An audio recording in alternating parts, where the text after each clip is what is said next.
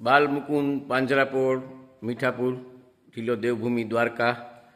આપ જોઈ શકો છો અહીંયા ચકલીના ઘર અને આ પ્લાસ્ટિક જબ્બાળા હટાવો અભિયાન માટેની થેલી, આ ચકલી ઘર, આ બર્ડ ફીડર અને આ પાણીના કુંડા। અહીંયા સવારે 9:30 થી બપોરે 1 વાગ્યા સુધી અને બપોરે 4 થી 7 સુધી Balmukund Panjrapol Mithapur housing complex golden jubilee ક્વાર્ટરની પાછળ બાલમુકુંદ ગૌશાળા મીઠાપુર।